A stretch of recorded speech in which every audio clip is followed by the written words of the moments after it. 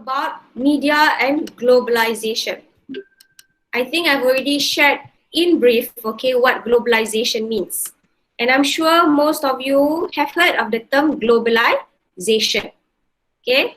If you just, consider the term globalization, it would mean something quite universal, right? Quite inclusive, global. Because we are all part of the global society, okay? We are part of one world, the earth. We are members of the earth, okay? Globalization, okay? But when we talk about globalization in this sense, it's really an economic term, okay? What do we mean by economic term? Okay, it's the way, okay, of how some organizations or some businesses are making money, okay? Now, globalization, some people have even considered in an extreme manner that globalization is somewhat like a new form of colonization. All right? Remember, we've already used the term hegemony.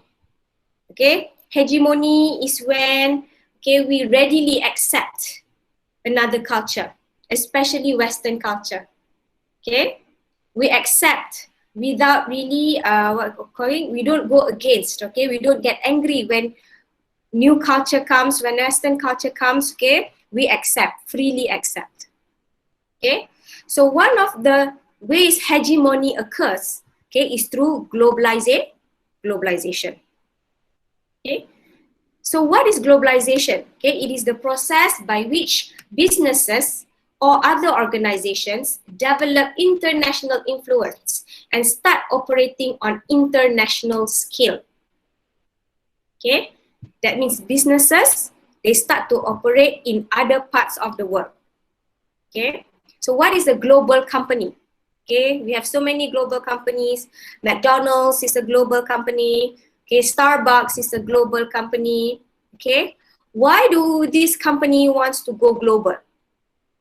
Why do they want to go global? To make more money, madam. Of course, to make more money. Why is it global allows you to make more money? You're reaching bigger market. All right. So in the 80s and 90s, okay, McDonald's, okay, is an American fast food chain. They have many restaurants, but in the US, and very small numbers around the world. Okay, but we fast forward to today, where do we see McDonald's? Okay, every 5 kilometers around the world. Okay, now can you imagine how much money McDonald's is making? So that's a lot of money. Okay, so that is what we mean by globalization. Now, why do some people consider globalization is somewhat like hegemony or somewhat like colonization, right? So because, some students ask, okay, what's wrong with globalization? It's not just the companies that are coming. Our countries, for example, Malaysia, Indonesia, we readily accept them as well, right? We open our borders, okay? We want these multinational companies to come to our country, okay? Why do we want them to come? Because we need their technology, right? We need their money to invest in our country. When McDonald's come here, okay, they employ thousands of Malaysians, isn't it, right? Okay, the same thing with Starbucks.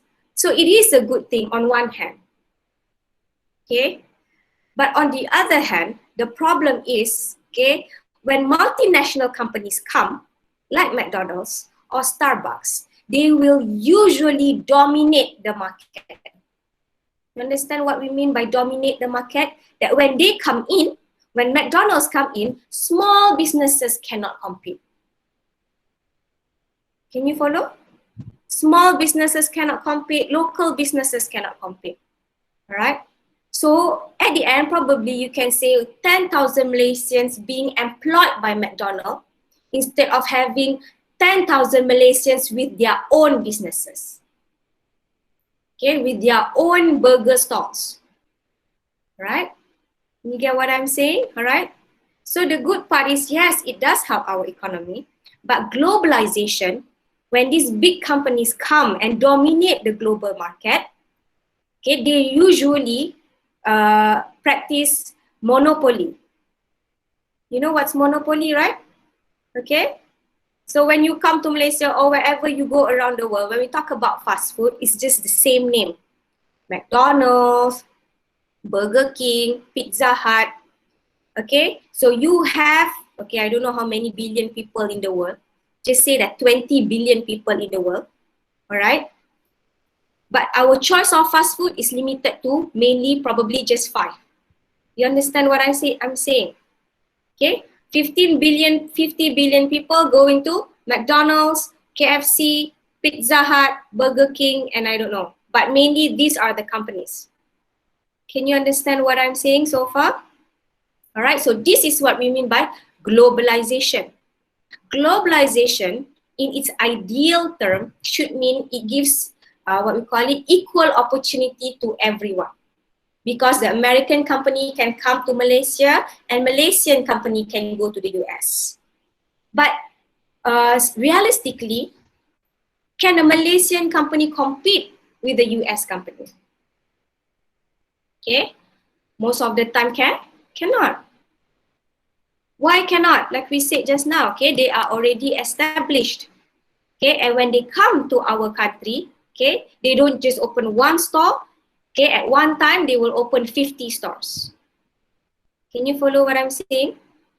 And with globalization, then come change in our culture, in our taste, all the things that we've already discussed. So far, okay? All right, okay? And what happens here when we face some kind of problem with globalization? Then we have what we call as the globalization of the world economy. Then the world economy will be monopolized or dominated by only several countries or several multinational companies. Can you understand? All right. So what this means is we find problem with globalization because globalization maintains what we call as the status quo. You know what's the status quo? The power relations in the world. Okay, we say it's globalization, that everybody can do business, that Malaysians, Indonesians can open restaurants in America or in other parts of the world. Right, okay? But at the same time, this globalization actually benefits big companies more. Okay, big industries. So the world economy will be dominated by these few economies. So it's not really a global economy. Can you understand what I'm trying to say? Okay, so globalization in this sense is biased towards the more powerful and the rich companies or the rich countries. So far, can follow or not the idea of globalization here? All right, so globalization, like I said, it has more general definition, but within, thank you, Mizan. So within the context of this course, we're going to look at the negative impact of globalization. Okay, so I've discussed globalization in general. Okay, how does it relate to the media industry? So the media industry is also a profit-making industry, just like McDonald's, just like Starbucks. Okay, and most media companies today are multinational. Multinational means they are global companies. That when, for example, Disney is a multinational global company. Right? Later on, you will see how big Disney is. Okay? So Disney is an example of a global company. So where can you feel the presence of Disney? All over the world, isn't it, right? That when Disney comes up with a movie, okay, maybe you have experienced this, or maybe I'm sure you miss the cineplexes, right? You miss the cinemas. The last time we were able to go to the cinema was almost a year ago. Okay, so you imagine if, like in Malaysia, most of the world today, we don't have cinemas, we have cineplexes, right? Okay, one center but 20 theaters, isn't it, right? So at one time, you can watch 20 movies or the cinema can play 20 movies, isn't it? So have you remembered one day, okay, for example, Disney comes out with a big budget movie, okay, Frozen 2. Out of the 20, what we call it, theaters, how many will be playing Frozen 2? Probably around 15. Okay, you get what I'm saying? Out of these 20 theater rooms in a particular cineplex, at one time, you should be able to have 20 movie choices. But when there is a movie, Disney movie coming out, 15 will be playing Disney movie, while the rest will be playing some other small movies. Okay, so why is this the case? Okay, this is the case because cineplexes believe that when Disney comes out with a movie, it's going to be so good and it's going to make money. And that no smaller film can compete with the Disney film. All right? So might as well the cinemas play, all of the cinemas play the Disney movie. What is the problem with this? What is the problem there? If the cineplexes all play Disney movies, then the problem is just the case like globalization just now. Then Disney is playing what we call as monopoly. Okay, that Disney will monopolize all the cinemas, not only in Malaysia, all over the world. That whatever movie Disney comes out with, it will make money. And that local films can never compete. Local or small studio films cannot compete with big media companies. So far can follow, right? The idea of globalization in terms of the media industry. So here, the media industry has undergone significant structural change, growing to become a pervasive and increasingly influential force in society. These structural changes are linked to the strategies pursued by the major media players as they respond to pressures from investors for short-term profits. In turn, these structural changes and industry strategies have raised significant questions and prompted key debates about the role and future of media. Now, if you can pay attention throughout this lecture, then you will understand what this paragraph means. Okay? Here today, we're going to look at how the media has changed its structures and strategies. Okay? We will look at how the media have used several strategies to become global. Okay? And when they become global, they become powerful. Right? So when we talk about media industries today, in terms of globalization, we are really talking about companies, profit-making companies that are so big in size that they are able to kill off their competitors. Okay? So what is the problem when you are in an industry or in a business, okay, but there is no competition? What happens when there's no competition? Okay? When there is no competition, it means that particular business that can monopolize have very strong power. Can you follow? That Disney, for example, because it has no competition, it can decide, okay, whatever programs it wants to come up with, because no one is going to compete with it. Okay? So what are the strategies that are being undertaken by the media companies? This one you need to pay attention, okay? We're talking at what are the strategies they use. If you look, okay, in the dynamic changes, okay, in the media industries, okay, starting from the late 1980s until today, okay, the media industry, media companies have grown to become very big. Okay, what do we mean big? That when we mention Disney, right, it's not just a cartoon producing company. Okay, traditionally, when you think about Disney, you think about cartoons. When you think about Disney, you think about Disneyland, right? You think about children. Okay, but actually Disney is a multinational conglomerate. Okay, you can Google up the word conglomerate. Conglomerate means it's a business entity that owns businesses in several industries. Okay, that means under the Disney parent company, there are thousands of other smaller companies. Okay, so how did Disney, this is Disney just as an example, all right? All other global companies are just like Disney. How did it become so big?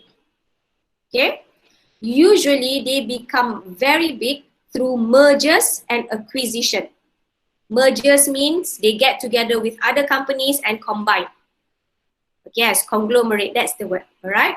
Merge is when you combine. Acquisition or acquire when they buy off other companies. Okay? So Disney already is a rich company. Okay, they have a lot of money. So what happens? What do they do with this money? Usually they buy off smaller companies. When they buy off smaller companies, they become bigger, right? So the strategies that they use is what we call as vertical integration and horizontal integration. Okay. Okay, we start with vertical. What is vertical? Vertical is a straight line, right? Okay. So Disney, via vertical integration, okay, how did it become bigger? Now, what usually Disney produces films, right? So when you want to produce a film, okay, what is the process? You will have to start with writing the script, and then you need to probably rent a studio, and then you need to borrow the equipments, and then you need to basically rent the editing company, pay editing company, okay? So you need to look at, okay, for example, if you are an independent filmmaker, you have a script, but you probably do not have an editing software, the editing software, or big companies, you don't have the studio, right?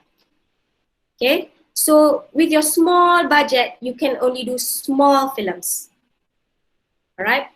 In comparison, you have Disney that has vertical integration. Okay, Disney owns, what do they own? They own the script writers. They have script writers at their disposal, okay? They just pay, okay, you write. And then they own the studios. They have film studios, okay? And what else? They also own the editing company. They also own the special effects company. Okay, they also own the 3D companies, and they even own the cinemas. Now, do you think it would be easy for Disney to produce a film? So easy, right? Because they already have everything. So vertical integration is when a particular company or a particular business, and in this example, Disney, owns all of the other businesses that is needed in the production of the goods or services. You understand? To produce the film via vertical integration, Disney owns all of these companies that is part of the process. Understand? Okay.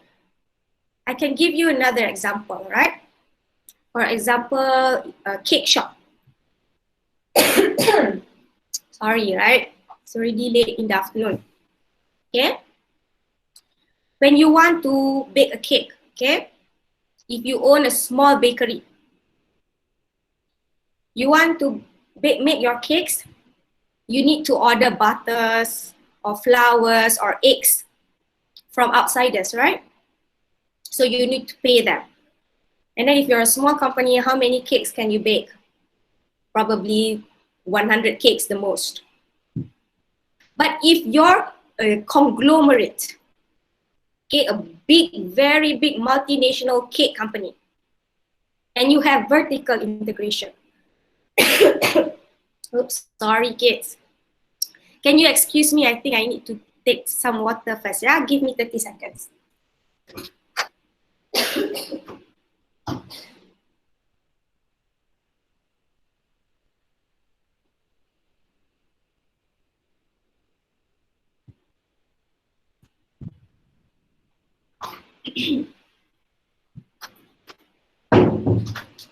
Sorry, okay, must be talking about cakes, right?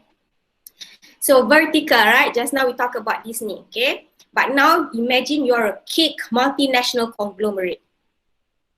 When you want to bake cakes, okay, you want to produce in large amount.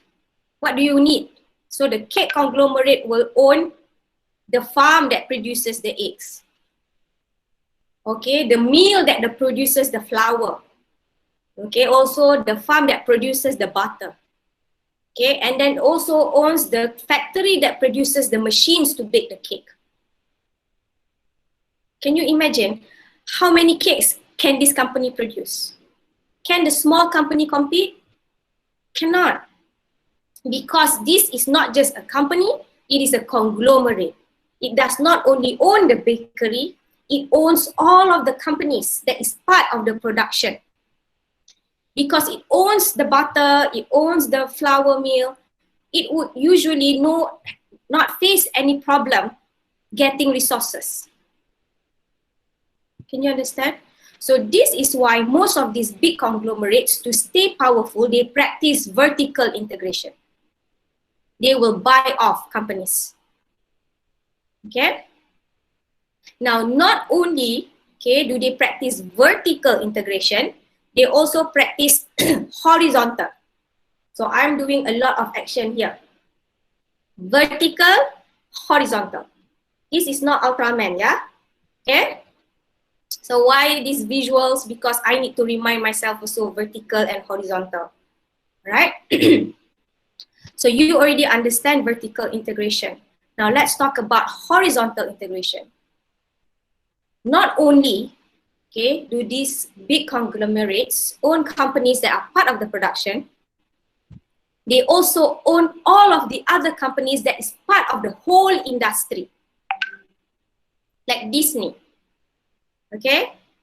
Disney, do they only produce films? They also produce soundtracks, right? And then they have the music company. You have Disney Music. And then they own the publishing company, Disney Publications. Okay? And then they own the computer games company. And then they owns the animation companies. So here, not only do they dominate in one area, they dominate throughout the whole industry. And this is good for them because whenever they produce a content, it can go to multiple platforms, right? When they produce Frozen 2, do they just produce the film? They maximize, right? They exploit. What else do they produce? The soundtrack, the comic strips, the books, the computer games, the animations, everything that they can produce. And for them, it's very easy because they own everything. Vertical and horizontal. Okay? If we're talking, as example, the cake shop just now. Vertical, you own the egg factory, the butter factory. Horizontal is when you also own the cafes. You also own, for example, the coffee shop, the coffee companies that goes together with the cake, basically. All right. So you dominate the whole, F&B, food and beverages industry. Okay. So this is what we mean by these companies, through globalization. They're just not your typical company. They are very big. They are what we call as conglomerate. And when they are this big, is there room for smaller companies? Most of the time, no. And what happens is that at the end of the day, usually the small companies will be bought over by the big companies. You know, like small fish, big fish. The big fish eat the small fish and the big fish become fatter and fatter. All right, and they kill off all the other competitors. Okay, so we've talked about Disney, all right? There are so many other big media companies like Google. Google is a media company, right? So how did Google become so big, so powerful? Because they practice horizontal and vertical integration. Okay? Studies have shown that Google buy at least 5 companies a day. That means the company is growing every day. Every day they are buying companies, smaller companies from all over the world. Okay? So why do they buy these companies? Before these companies become their competitor, they buy them off. Because these companies will definitely be able to contribute, okay, even in a small way within their big industry. Okay? So Google, that's why some people say globalization is some kind of colonization, because people argue, okay, that businesses today are more powerful than governments. Do you trust this to be true? That Google can be more powerful than the American government? Okay? Imagine who holds all of our information. Okay? Your daily information, all right? Alif, I'm sure, okay, Google knows what you do every single second. Okay? How do they know? Because we give them the information. Right? So Google is very powerful. And is there a competitor to Google? Do you know other search engines other than Google? Bing, madam. Bing, right? But you never know how you got to Bing, right? Suddenly your computer goes to Bing. What's the first thing you Bing? Google. Because you cannot, you know, when you are not on Google, you've become very uncomfortable, isn't it? All right? So there's no competitor. So Google is the world's #1 search engine. All right? What is the world's second largest search engine? I think it's the Chinese one, but I cannot remember the name. Baidu, right? Oh, Yes, yeah. we're not going to talk about China yet. China is a unique case, okay? China is unique. China has been able to save itself from Google, okay? But China has been able to manage itself, okay? But it also cannot run away from the effects of globalization. But later we discuss that. But that's a good example. Okay, the Chinese, all right, in China, there's no Google. Okay, why do you think the Chinese government do not allow Google to come in? In my country, Yes. if you go back, we cannot open the Google and the WhatsApp and Instagram. So if you want, you must pay for open download the VPN. You have to what? If you cannot access, you must pay. Download the VPN. Download the VPN. VPN. This is a website. So we can open the Google, Instagram, WhatsApp. Okay. All right. So although you can access it, it's not easy, right? And people in China would not be using Google. They will be using their own search engine. They will be using their own Baidu and all of these websites. Okay. So it's good for them. Why do you think their government do that? It's to protect their economy. But we are very small. Most of us here, not just Malaysia, we're quite small. We cannot compete. Okay? We don't have our own Baidu, okay? We don't even know what to call our own search engine. Chari.com, right? It used to be Chari.com, and today Chari.com is just where you find gossips. Okay? So when we talk about Google, it's the first, all right? What do you think is the second largest search engine in the world? Okay? So the second largest, I cannot wait for you, so the second largest search engine in the world is YouTube. Yes, some people, okay, Alif is going, YouTube? YouTube is not a search engine. But that's where you search about most things, right, Alif? Okay? Yes, YouTube is not a search engine by definition. It is a video sharing site. But people use it to search for things. So it has become a search engine. Yes, right? No one travel, okay? They don't use Maps, they use Google Maps. Yeah, we can list, okay, the many ways how we are very much dependent on Google. But now we're talking about the world's 2 largest search engine, okay? So most of you are familiar, right? Google and YouTube. So YouTube is a search engine now because it's so much easier to watch video than read via a website, isn't it? All right?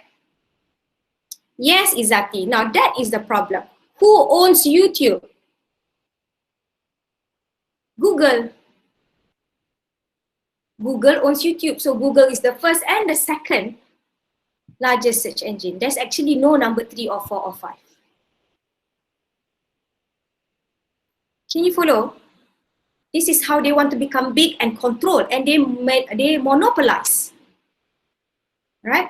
Is there any room for smaller companies to compete? No room. And for example, okay, you create a new video sharing website.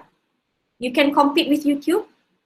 Cannot, because YouTube has a godfather. The godfather is Google. That's why whenever you search for a video, Google will send you to YouTube. It will not send you to Vimeo or other websites, because it is supporting one another. All right? See, what else do Google own? Google owns Waze. This is not even 10% of what Google owns. Okay, this is the more prominent ones. You know Waze? If you drive, you need Waze, right? Okay, do you know of any other GPS software that people download? No. Oh, if you're not on Waze, you're on Google Map. But both are from Google. And actually, Waze is what we call it, backed by Google Map. Right? So you see? So Waze here is actually part of what we call as horizontal integration. The other types of businesses. Okay? And most importantly, which company here you think is the most prominent acquisition by Google other than YouTube? Which one? Are you guys still there? Android, maybe? Yes, Android. Right. How many of us can actually afford to use iPhone? I mean, Okay. so the kidney. Yeah, you can sell your kidney also tak laku. Kidney will get you iPhone 8. Alright?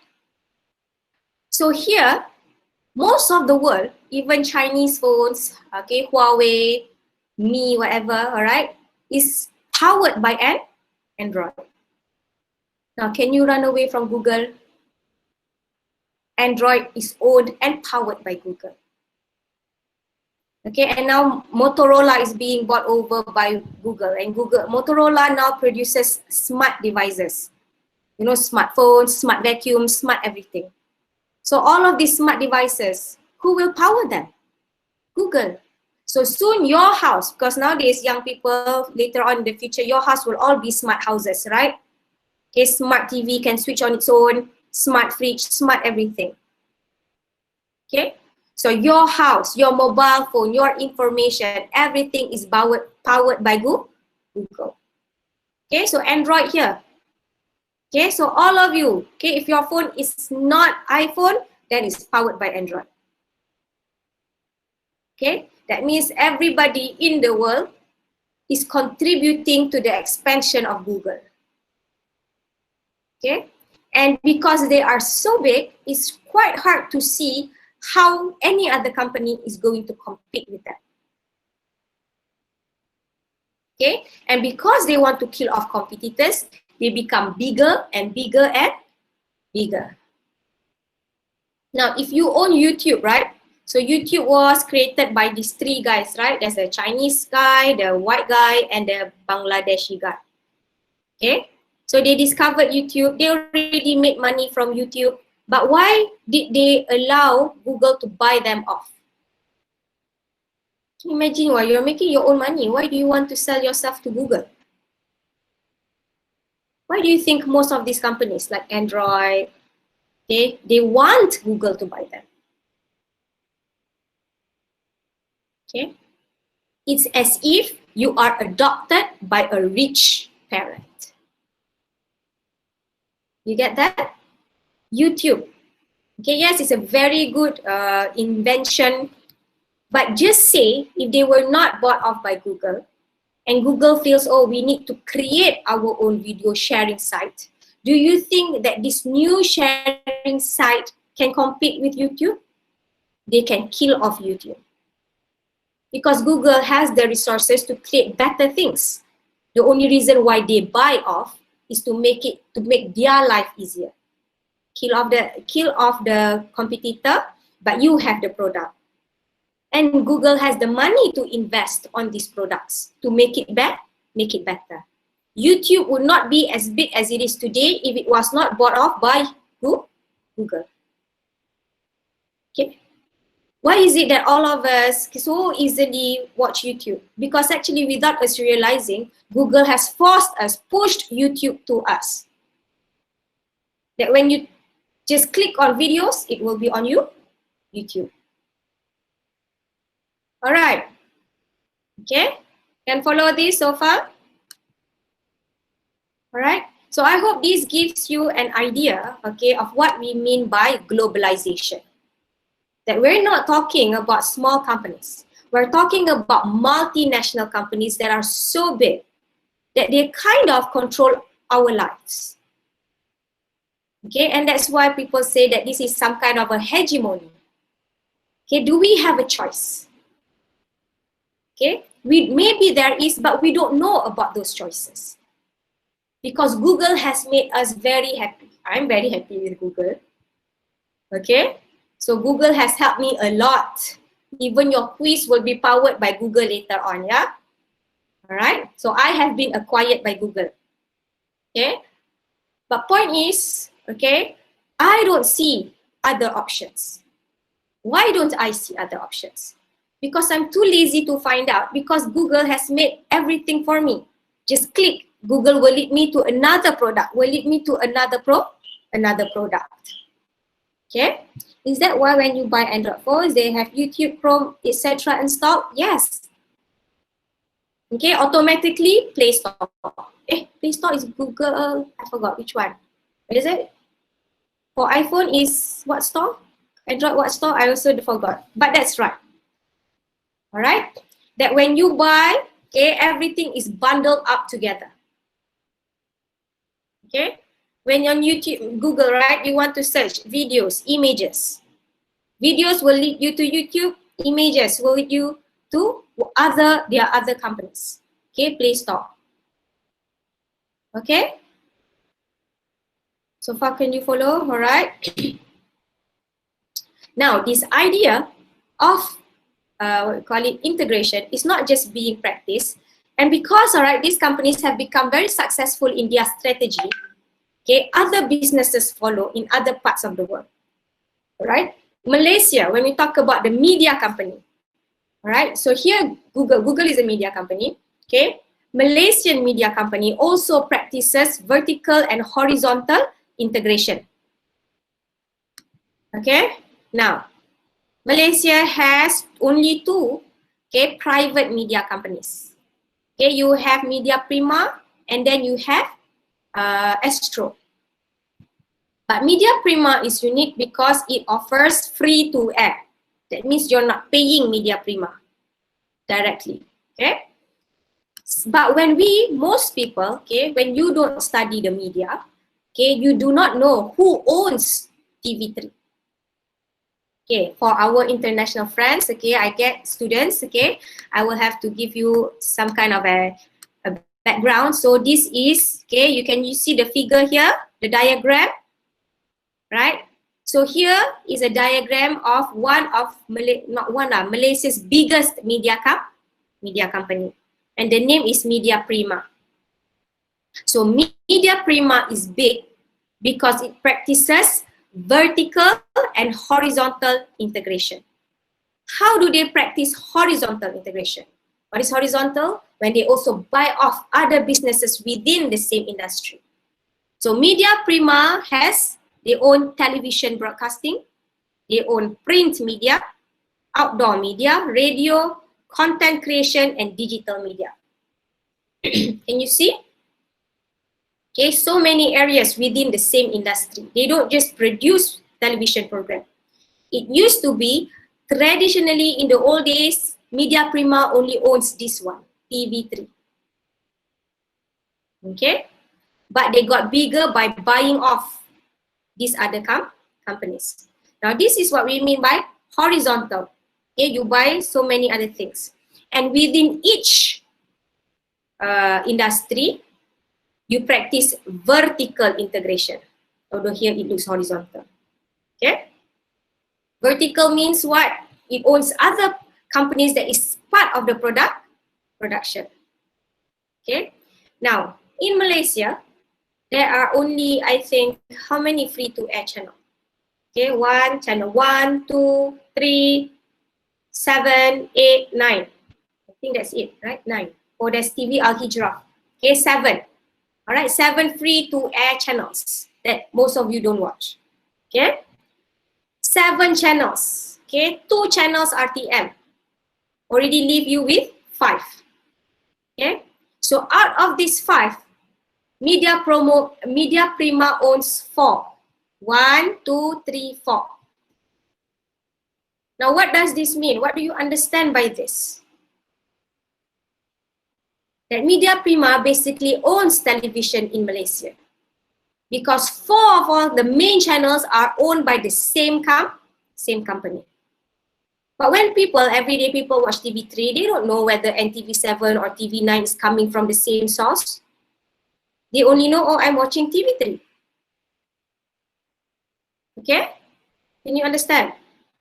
Right? And then Media Prima also owns the printing media. So they own NSTP, Harian Metro, Berita Harian, News Straits Times. Basically all of the daily newspapers in Malaysia. And they are in the process of buying off Utusan. So if they buy all, basically you have so many newspapers, but they're coming from the same company. What do you think will be the problem? The news will be biased in a way. The news will be just the same. Okay? The news will be the same. And the news will be biased towards the owners of these companies. Okay?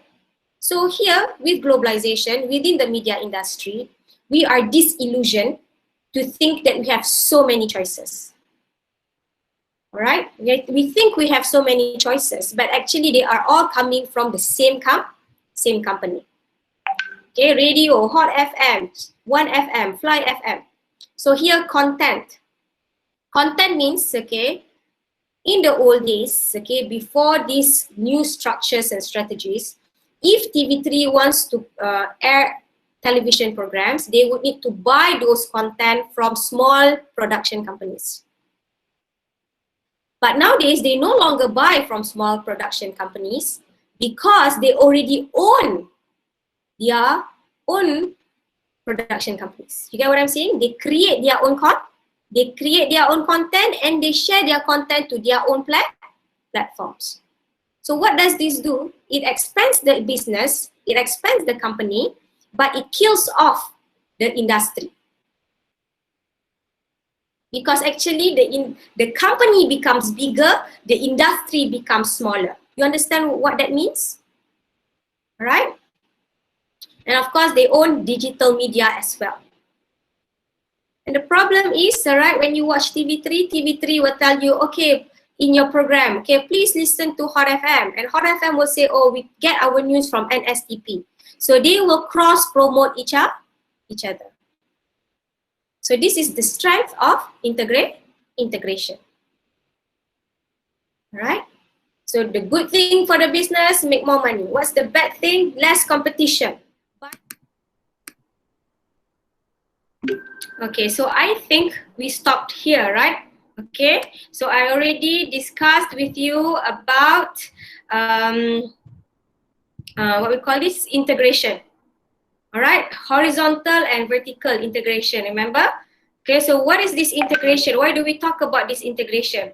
Okay, it's just showing you this is the strategy, not only media company, almost all global corporation, all companies, okay, like McDonald's. This is the strategy that they use to become bigger and to monopolize and control the market. Okay, they integrate. Okay, they buy off other companies. They acquire other companies. Okay, so we have gone through this, right? We talked about Google, how Google became so big. Okay, Google also practices vertical and horizontal integration. Vertical is when, okay, these companies, okay, organizations buy off or acquire all of the other companies, okay, that are related to the production. Okay, production means in terms of producing one particular product, like film, right? Like Disney, it owns all those studios, all the editing companies, okay? So this is what we call vertical, all right? Horizontal, okay, is when the companies own other companies within the same industry, okay? So we have discussed this, right? Media Prima, okay? We talked about how Media Prima, which is a local Malaysian company, also practices the same strategies. Basically, they learn from the big conglomerates. And I'm sure this is happening in your country as well. Okay, in China, in Indonesia, okay, that big companies, they are buying off other smaller companies, okay, to become, okay, larger in size and also in ability. Okay, so here you can see what we mean by vertical and horizontal integration. Okay. Although here it looks vertical, but actually this represents horizontal integration. That Media Prima, which is one media company, actually owns, okay, or have assets in different part of the industries. That means they have companies that do TV broadcasting, that do print media, that do outdoor media or outdoor advertisements, radio, providing content, and digital media. You see, one company, okay, have businesses in all of these different areas within one industry. So we have one media industry, okay, so under the media industry, you have so many businesses. But actually, these businesses are all owned by one company. Can you understand what I'm trying to say? Because usually, when you watch TV, okay, you understand, oh, I'm watching TV3. Okay, you will understand that we are watching TV9. But, okay, we never really understand or we never really notice that who actually owns all of these companies. Although it appears that these companies are like competitors, okay, they are actually not competitors. They are like siblings, you know? They are like brothers and sisters because they have the same parent company. Okay, so far can understand? All right, so this is what we mean here when we talk about growth and integration. Okay, and as a result, what happens? Okay, then this company is so big they can conquer the global market. We already talked about Google. Google is, okay, an epitome of a global market that everyone around the world except for China, okay, is using its products. Not only one of its products, all of its products. Okay. So if I can follow, right? So I hope you already by now can understand, okay, and make connection between why do we have to talk about how these companies are growing bigger and bigger, okay, and its impact on globalization.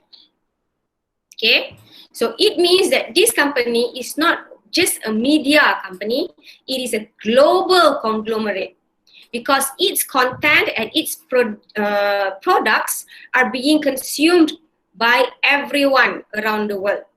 Okay.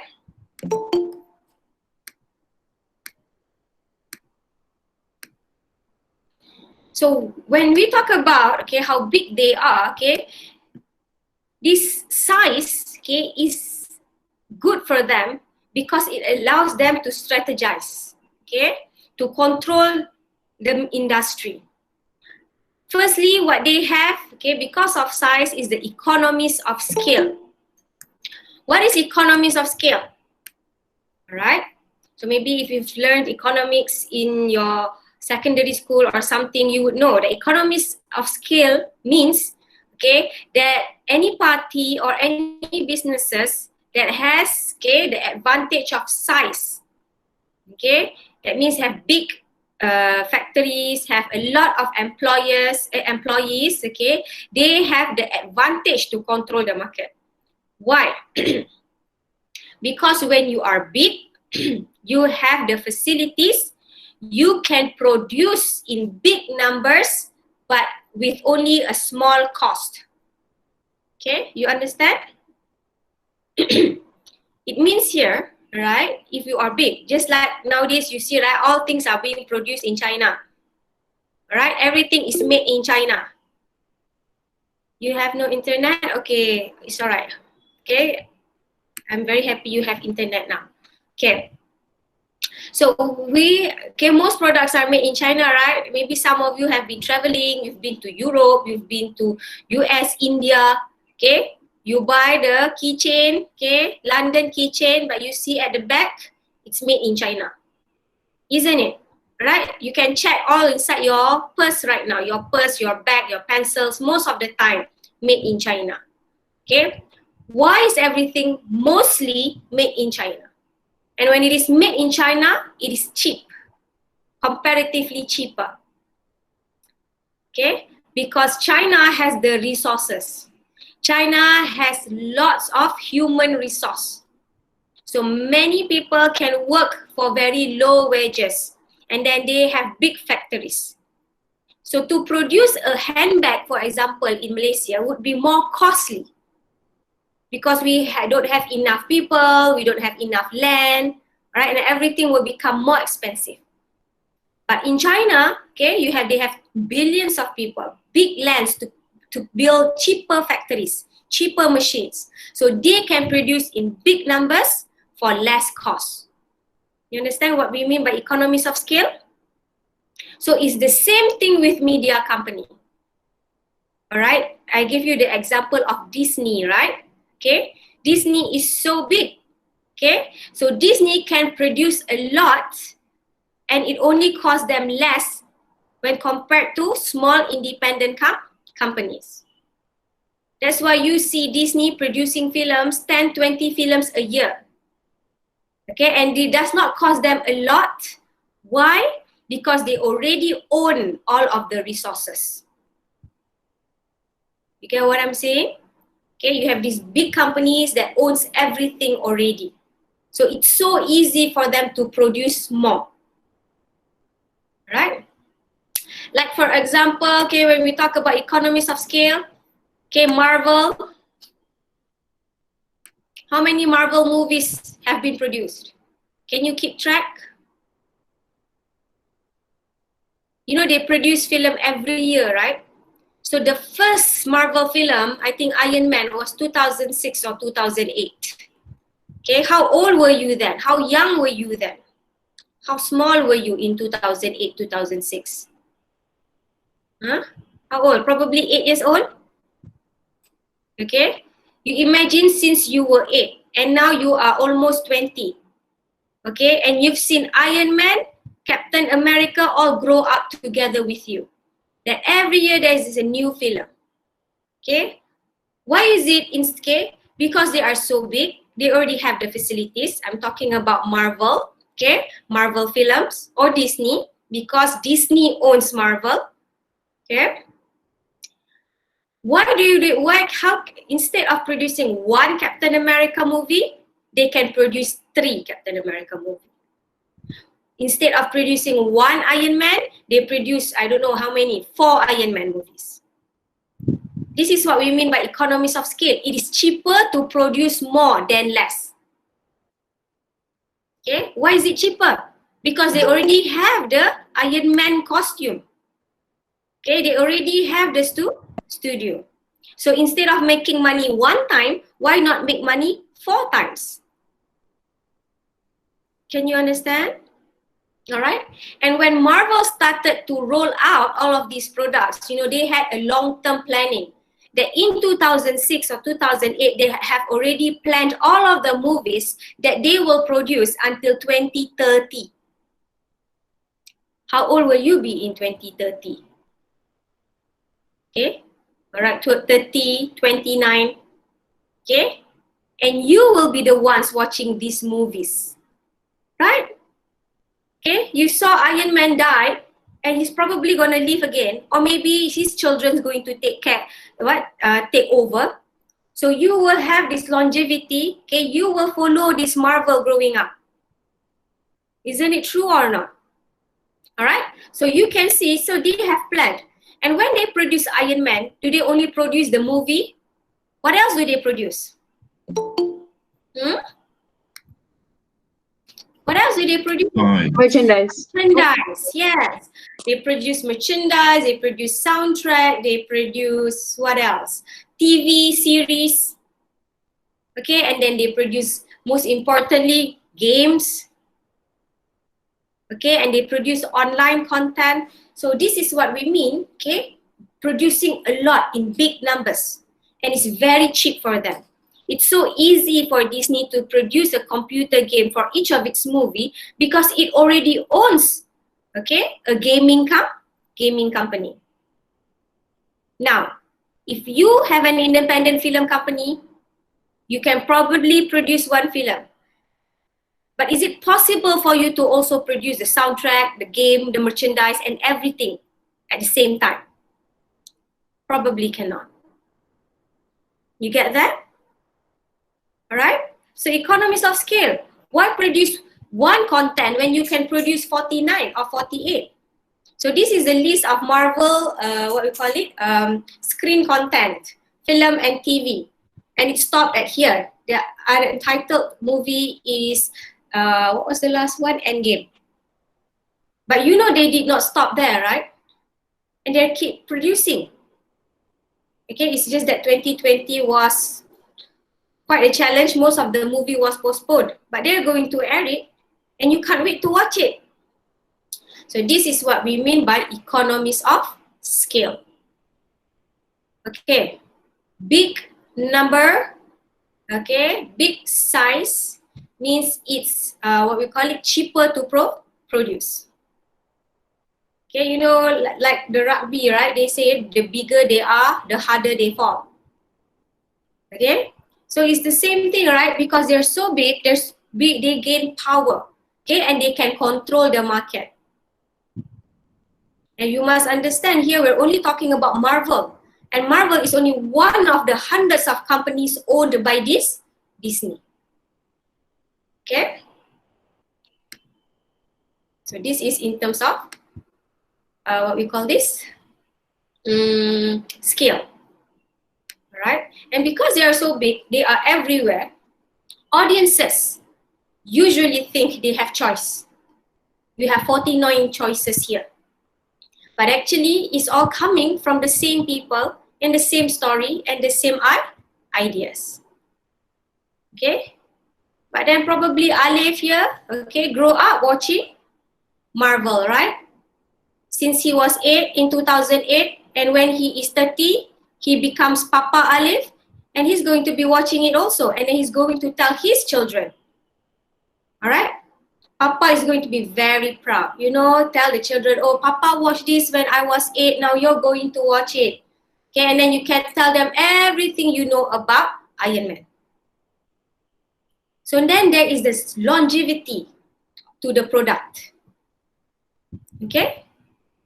So far, all right. Okay, then Papa will be very proud to wear Iron Man t-shirt, buy the t-shirt for his son. Okay, they can go twinning together, right? Bonding. Okay? So this is what we mean, all right? Economies of scale. And now that they are big, okay? This is Disney, okay? This is just a small diagram to show in general, okay, how Disney practices, okay, integration, all right, and how they are able to have economies of scale. Okay, maybe it's not clear for you, you can enlarge your own slides, okay? So, of course, there are many other companies here and many other links, but they're just giving an example here. Disney have companies, okay, media networks, parks and resorts, studio entertainment, consumer product. Interactive means for gaming and digital content. So here, this is what we mean by horizontal integration. They own all of these different areas within the same industry. And not only that, okay, under their media network companies, they own so many other, okay, components. And this would be what kind of integration? Vertical integration. Okay, Disney owns ABC, Disney owns ABC News, Disney owns all of the channels, and Disney owns, for example, ESPN.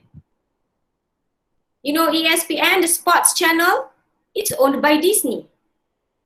Okay, but you know, guys wouldn't know that they're actually watching the same, okay, production companies that produce the princesses. Okay, so this is what we mean, that they are so big that sometimes we don't even know, okay, that we are on their platform. Okay, and because of this, okay, it's so easy for them to produce content. Like we say, okay, Disney, watching Disney on Astro. How many Disney cartoon channels you have? Disney Junior, Disney HD, Disney, and then what else? 3, right? Okay, for one small subscription in Astro, you already have 3. Okay, why can't they just make 1? Because they can profit by 3 and it's much cheaper. Okay, because then they can specialize, okay, for the children, for the babies, for the brothers, okay, for the sisters, different types of cartoons. And it's so easy for them to produce another channel if they want to. And if they need to, they produce another 10 channels. Why? They already have everything. They already have the content, they already have the platform.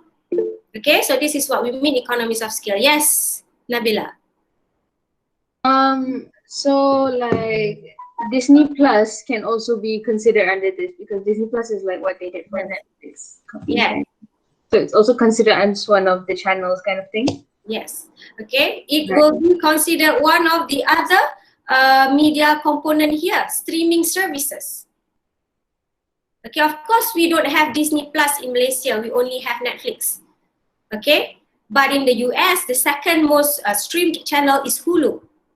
Okay, Hulu, and then you have Disney Plus. But Hulu and Disney Plus both are owned by Disney. Okay, so you cannot see the competition. Okay, we think it's different options. Okay, but basically they're all coming from the same company. Okay, and when they have these economies of scale, okay, they can produce so much. Okay, and if tomorrow Disney want to produce another streaming channel, they can do it. Okay, so this is one of the reasons why small companies usually cannot compete, and at the end they are willingly, okay, they are willing to be bought by the bigger companies. Netflix, for example, is very successful, right? But it is nowhere compared to how big Disney is. Okay, now Netflix and Hulu, they need to compete. Okay. But Disney have the resources to make Hulu so much bigger than Netflix. Okay, so that is why sometimes maybe it's not even impossible that one day you see Disney buying Netflix. Okay, right? And because of this also, they have all these companies, they can have what we call as creating synergy. Okay, what is creating synergy? Okay. Now, they already have all this company, they have the size already, they have the resources. So they are able to exploit, maximize, okay, all of these resources. Okay, why is it, for example, that anytime Disney produces a Disney princess movie, it will be successful? It will be successful most of the time because there is a great cooperation among all of these companies. There is synergy. Okay, when Disney produces the film, okay, Disney TV channels will help promote the film. Okay, and then Disney music companies will start creating the best music and promote the music. And then Disney Interactive will produce the games. So they will help each other out. Can you understand what we mean by synergy? Okay, so far can follow? Alright, so here, for example, okay, if Media Prima produces a film, okay, Grand Brilliance, is a content company. They produce film. Now, when Media Prima produce a film, like, is it Ola Bola? Ola Bola is Astro, okay? But it was a successful film, right? Okay, why was it successful? Because there is synergy. When the film is produced, it is then promoted where? All of these platforms, all of it. Basically, all of the newspapers that we read, all of the TV that we watch, all of the radio that we listen to, we cannot run away from this promotion. Can you understand? So they will create the interest and audiences will go and watch. They help each other out. Can you follow? Because they are like I said, like brothers and sisters. Okay? So this is what we mean, okay? You have the size, then you can create the synergy. Okay? Sometimes when you listen to the radio, right? Okay, in the old days, radios, they have to buy the news content. You know, 5 p.m. news, every hourly news, isn't it, right? They have to buy the content from news agencies. But nowadays, local radios, do you notice when they give you the news update and they say something like this, okay, for more news or information, please tune in to channel 501 Awani. Okay, the Astro radio would say that. Media Prima radio would say, okay, this news was collected from Berita Harian. For more news, go to beritaharian.com. What is that? That is synergy. Cross-promoting one another. Because at the end of the day, they will pull the profit for Media Prima. If the film becomes successful, everybody will benefit. Okay, so far can understand the concept of synergy, all right? Now, segmentation and specialization. Okay, but today, right, we have so many choices and audiences. Okay, audiences today are very segmented. What do we mean by segmented? Okay, we all have our very unique interest.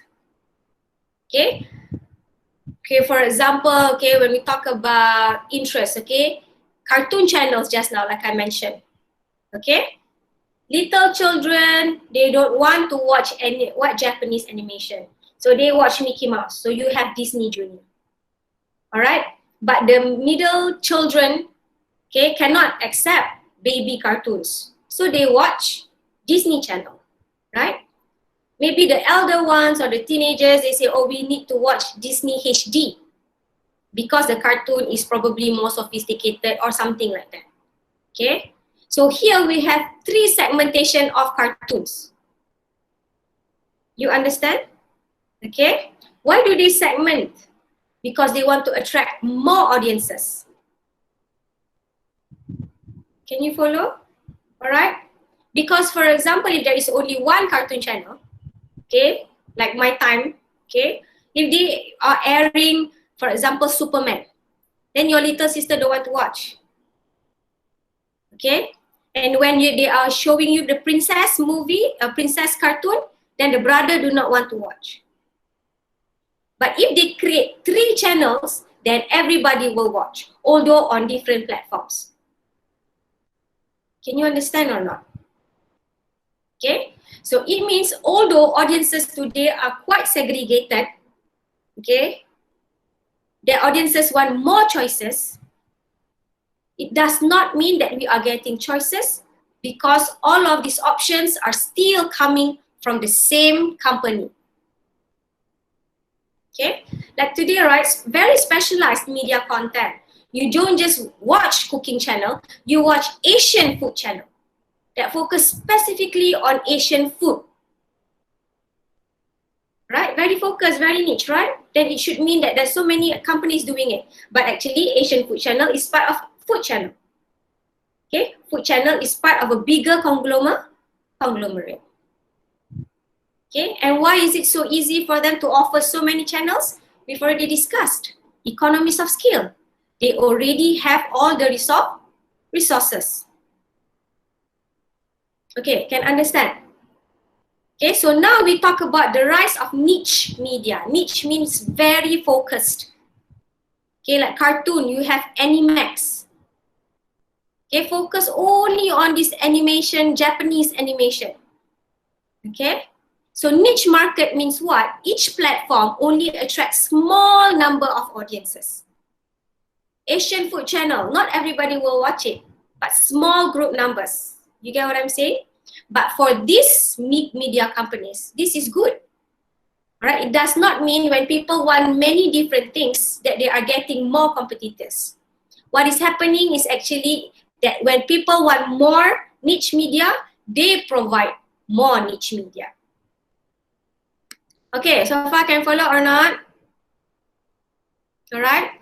So niche media, like Disney. Disney owns film, Disney Channel, but it also owns ABC News. It also owns Fox News. It also owns at ESPN.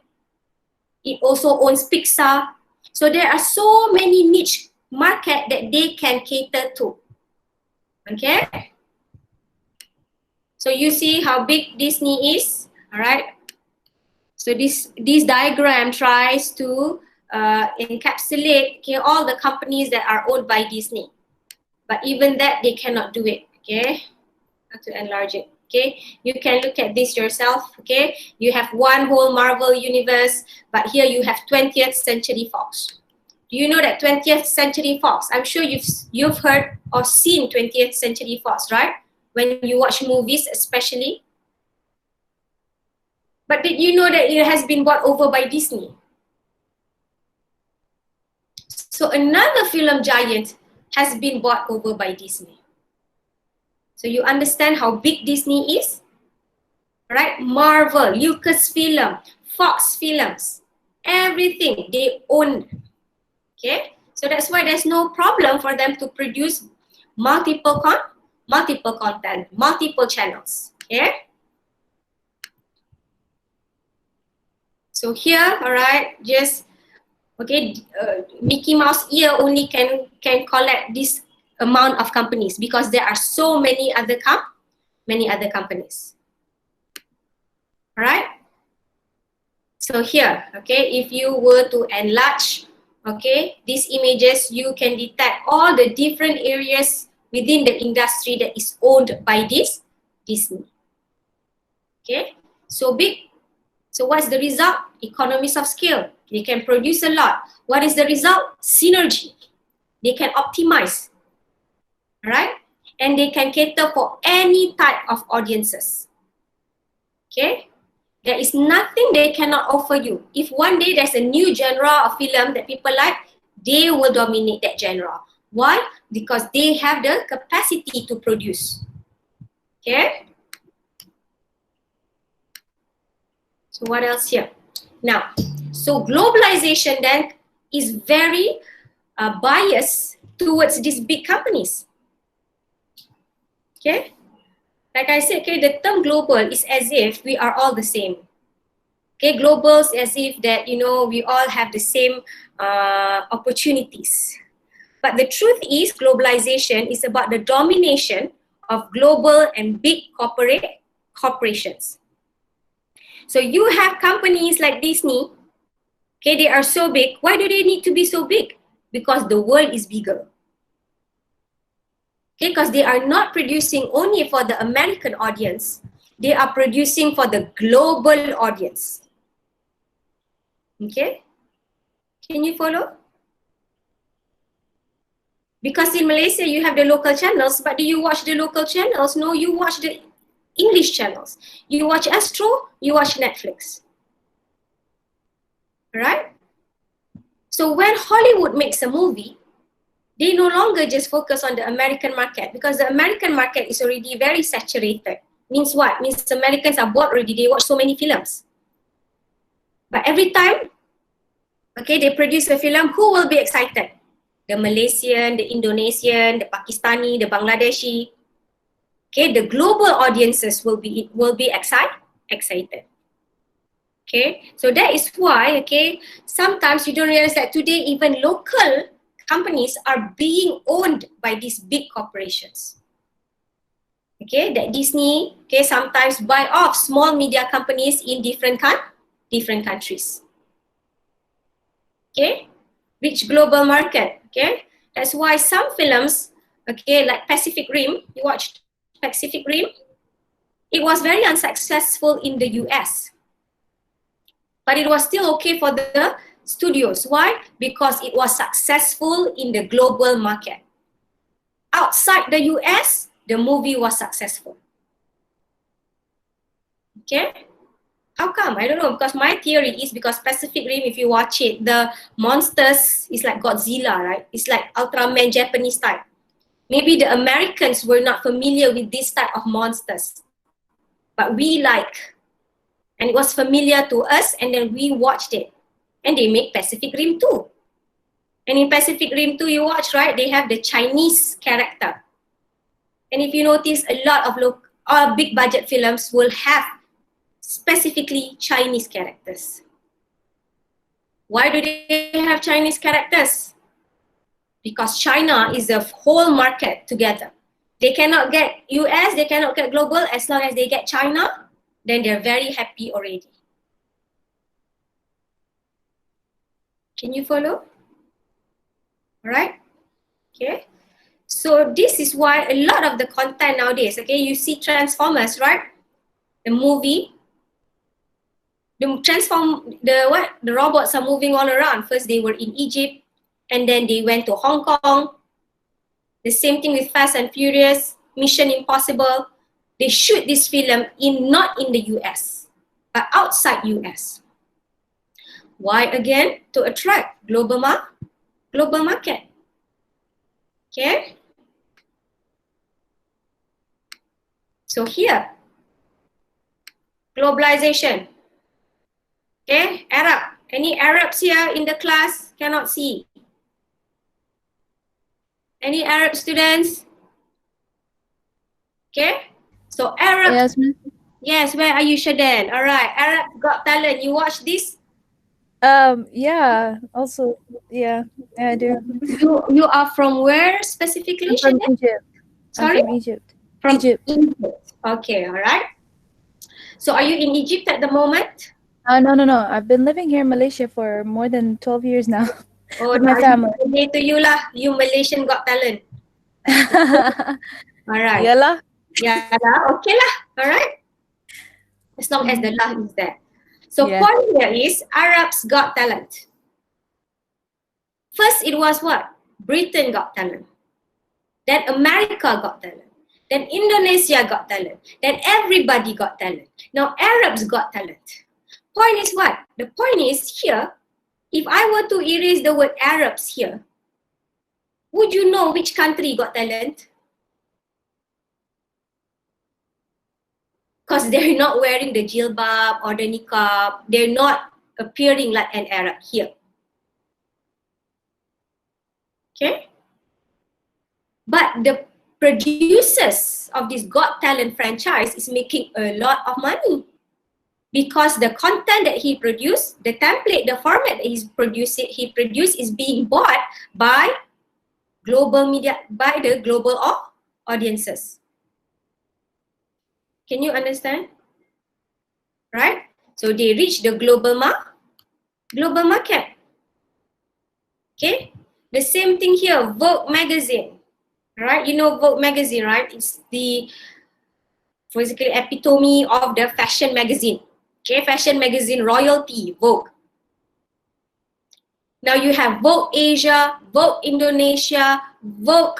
We don't have Vogue Malaysia because we're not Vogue in Malaysia. Okay, we have Vogue Arabia. Okay. Now what does it mean also? It means that it's so easy for Vogue, okay, to produce different, okay, what we call it, specialized content for a particular region. Initially, they only have 3 types of Vogue. Vogue Italia, Vogue French Vogue, and American Vogue. That was the main one. So the rest of the world had to buy that particular Vogue magazine. And it was quite expensive. Okay, but now instead of focusing on the 3 markets, they focus on the global markets.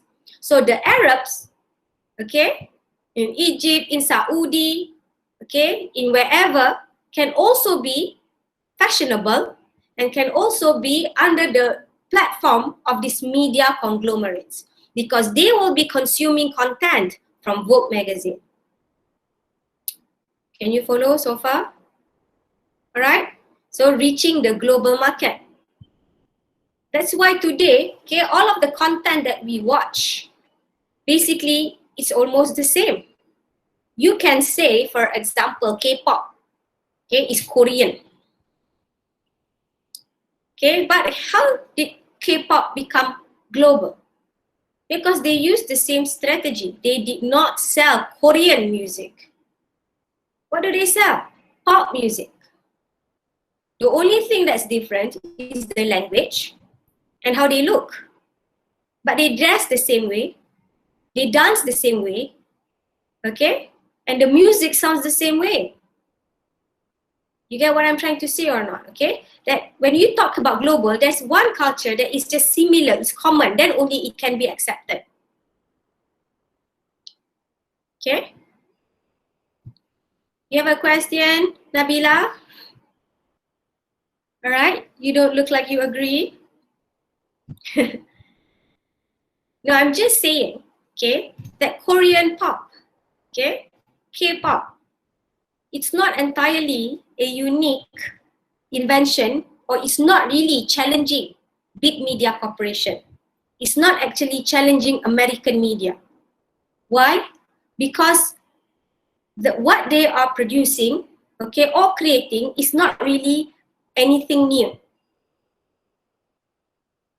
It's not a unique music that they are introducing to the world. Not a unique dance that they are producing to the world. These are all pop music. Okay?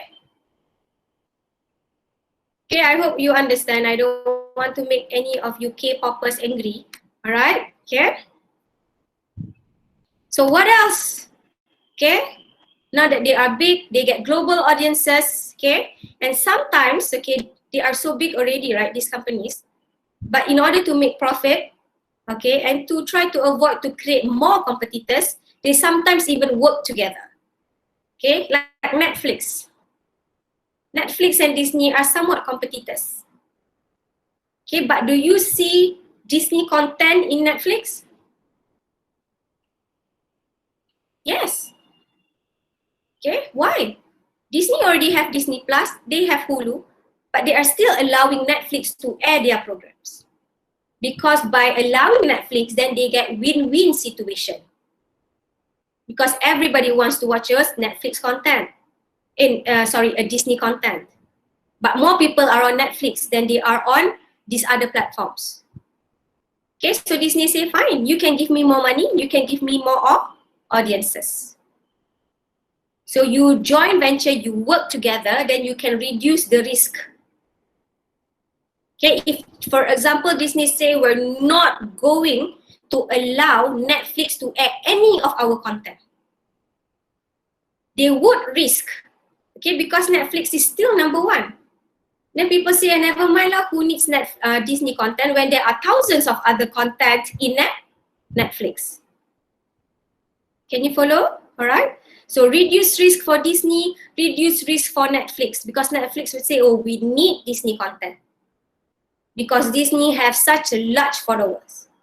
What if Disney says no to us? Then people might just run away and watch Disney Plus. Okay? So they work together to reduce risk. So there are many other examples of joint ventures like here. All right? You see here Marvel, all your superheroes. You know, Disney bought Marvel, I think it has only been around 20 years. Before that, Marvel was more of a comic company, okay, not really a movie studio. So they have sold their rights to some other movie studios. So some characters like Spider-Man, Venom, is not owned by Marvel Studios. It is owned by Sony Pictures. Okay? And then you have 20th Century Fox, although now it's already being bought over by Disney. This is an old diagram. Okay, some characters like Fantastic Four, Deadpool, X-Men, okay, Wolverine, okay, they are not owned by Marvel Studios. they are owned by 20th Century Fox. What does this mean? It means that before the combination of Marvel and Disney, 20th Fox had already bought the rights, okay, to make films for these characters.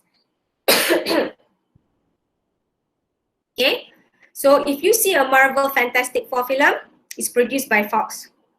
If you see Spider-Man film, it's produced by Sony. But Spider-Man is in Avenger, isn't it? All right, and then you see Iron Man in Spider-Man films. Okay, and sometimes you see, okay, some of these characters, they go into one another's film. That when they created the Avengers, they started to incorporate all of these other characters. Okay, so what does this mean? Okay, it means, okay, that they are working together. Sony say, okay, I allow you to borrow Spider-Man. Why? Because Spider-Man will have more value if he is part of the Avengers. Okay, and the Avengers would need Spider-Man, a younger character, to make the what we call it, the movie more interesting. Okay, you understand? This is what we mean by joint venture. So when Avenger makes money, some of that money will have to go to Spider-Man and Sony Pictures. Okay, so far can follow? All right. Now, when we talk about this, right, what happened to Stan Lee? You know Stan Lee, right? He is the creator of all these characters, but he does not own these characters because he has sold the rights to these big studios. Okay, of course, he's dead already. Some people say again, why you want to sell? Because the amount of money he can make from these studios is so much more than he can on his own. Okay, so these characters are now owned by the studios. Okay, or here you can see the joint venture for Google Earth between Google and NASA. Okay, so NASA has the aerospace facilities. Google has the facilities here on Earth, so they work together. Okay, to map the whole world and create Google Earth. Okay. So these are basically the strategies that they use. But what is the outcome now? What is the issue that we need to talk about? Okay, we don't have to talk about globalization if you don't see any problem with it. Okay. So the problem is, what is the problem? If these companies are too big, and we say monopoly, what is monopoly? That means they have the power to control. And they are not only controlling the media industry, they're also controlling the media content. And they are controlling what we watch, what we listen to, what we read. Okay? So as the result, okay, there is debates saying that because of globalization, okay, and all these strategies that is being used by these media conglomerates, that the media power is too concentrated. What do we mean by too concentrated? It means, yes, we know media have power, but now the power is being owned by only small groups of people. Can you understand? Okay, that the power is being owned by Disney and only a few more companies. What happens when the media power is too concentrated?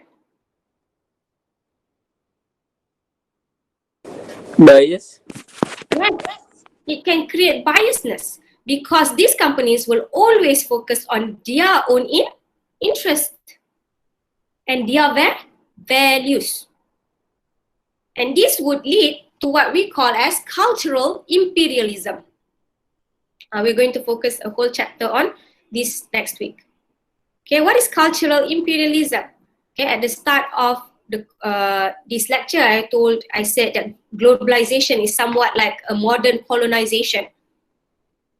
But instead of being colonized by governments or military, we are being colonized by big companies.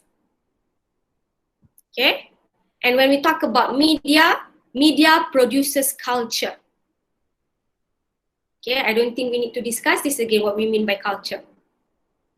So when media produces culture, but when the culture comes only from one source, then there is one type of culture, and that is probably the Western American culture. Okay, and there is what we call as imperialism. What is imperialism? When we start to think, or when there is this acknowledgement that this foreign culture, that this culture that is being portrayed by the media is better than ours. Can you understand what I'm trying to say? Cultural imperialism. Okay? Remember when we talk about the definition of beauty. Okay? A beautiful girl. Okay, I asked this class, right? Who do you think is the prettiest, the pretty actress? So all of you name of all of these local actresses that are white, that are thin, that have long hair. A typical definition of beauty. Why? Because this is the status quo that we see on TV and in the movies. Right? That the heroine, that the princesses, okay, is always these images. But when we talk about white, big eyes, red lips, skinny, thin, tall, okay, they don't really represent everyone in this world. They represent a group of people, and they are mostly the white people. So us, the local Malays, brown, flat nose, okay, who says we are not pretty? But we don't acknowledge this, okay, because the standard, the benchmark of being beautiful is that white person. You understand? So then we become imperialized, then we want to become like that. Okay? And then we make our children become like that. Okay? What happens when you give birth? The first thing your mother asks, hitam ke putih? Is your baby white or black, dark or fair? Okay? And sometimes it's illogical, right? You try to sell, what we call it, fair, skin whitening products, you know, to Aborigines, to Indians, okay, who's naturally beautiful, darker skinned. Okay, so this is what we mean by cultural imperialism. Can you follow? All right? The way we dress, the way we eat. Okay, a successful person, how do we expect them to dress? In coat, in suits, in Western attire. Okay? You don't expect a successful man to dress like the ustaz. The ustaz cannot be dressed like that. Okay? So are global media producing cultural imperialism? Yes. Here we believe yes. Okay? What is cultural imperialism? This is cultural imperialism. They say God took more time to make them when they see a Caucasian. Yeah, menyusahkan. That's why God take more time. Alright? But point is, here this is an example also of cultural imperialism.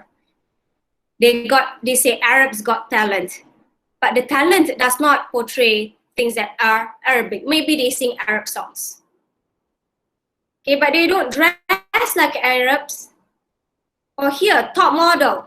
America top model, Asians also got top model. Okay, but what is the Asian thing here? Is only the face. But the rest, the culture, we adopt and we follow. The same thing here. You want to be hijabi? Yes. You want to be a Muslim? Yes. But you've got to be a fashionable Muslim. And what is fashionable? Not covering things lah. Fashionable must be wearing something expensive. Fashionable must be designer. Okay? Fashionable is definitely not modesty. Okay? So this is what we mean by cultural imperialism.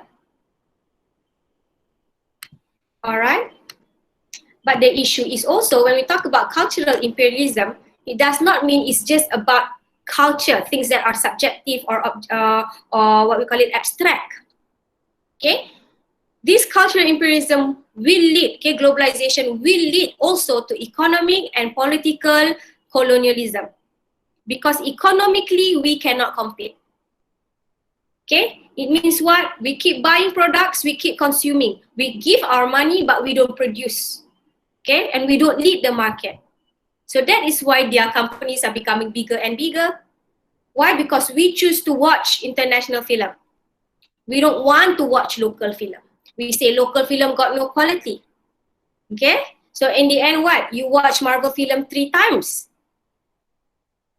Okay? So that's why your culture, that's why your economy cannot compete. Okay? So is, you know, because they are focusing on making profit, they are somewhat undermining the quality of news. This news that you get today. Okay? What is the quality of news? So most of the news are biased. Most of the news support the status quo. Okay? And today, nowadays, okay, you don't even read news, right? You don't even buy newspaper. You wait for Facebook. You don't. Your younger generation. You're not even on Facebook, right? You're waiting for Twitter, somebody to tweet something. Then that becomes news. Okay? So that is why news agencies now are focusing on infotainment, to give you news but also entertainment. Everything must be entertainment. Okay, in the middle of news must have the news on the celebrity. Okay, so the quality of news is is being affected, right? Now I want to show you, because this is an old diagram, okay?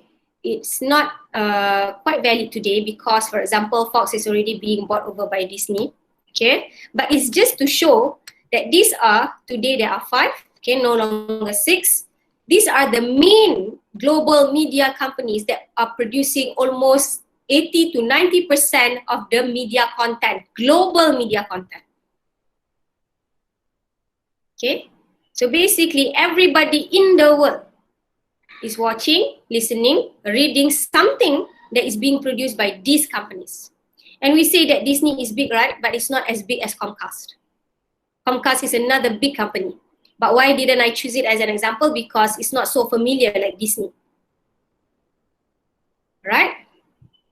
So here you see Comcast. Why is it big? Okay, because they also own media organizations, companies outside of America. Okay, can you imagine here? So what is the implication? Okay, when you listen to the radio, when you travel, right? You go to Korea, you go to US, you go to India, okay? You switch on the radio. You will definitely be listening to the same song. When you switch on TV, you'll be watching Friends. There will be Friends on Netflix. There will be Friends on local TV. Okay, you will be watching the same content. Why? Because all of these countries, okay, all over the world, we are buying from the same companies. Okay, we're not only buying content, we buy the whole thing, the format, the template. Hits FM in Malaysia, young people listen to Hits FM. There is definitely a carbon copy, exactly Hits FM sounding radio in every country in the world. They will have the same DJ laughing at jokes that are not funny, okay? Doing stupid things or crazy, whatever they do in Hits FM, right? The same thing will be done in these radio stations all around the world. Okay, why? Because we get the same template. We copy everything. Okay? And nowadays, radio stations, they even claim, you know, they have a playlist, right? There are millions and thousands of songs. But nowadays, most radio stations only have 80 songs in their playlist. Why is that? Only 80 out of thousands of songs. Because they keep playing you the same song. And you want the same song. And it's the same people that is getting richer and richer. Okay? So these are the companies, okay, we've discussed this, okay. All right, you can go here, okay, to look at more, we call it infographics, okay, but I think you've already got the point. Okay, that globalization is making these companies very big, right? So you imagine, okay, like for example, in Malaysia, you have Media Prima owning all the TV stations, all the newspapers. So who do you think is in control of what you know and what you watch and what you think? Okay, so especially today, in a very saturated, media saturated world, okay, all of us, okay, no matter older or younger generation, okay, we get our content, we consume content mostly through social media and through the internet. Okay, so who owns this content? Who creates this? So these are the things that we need to ask ourselves. Okay? All right. So I think that is it today. We have a short class today just to finish this topic. Is there any questions?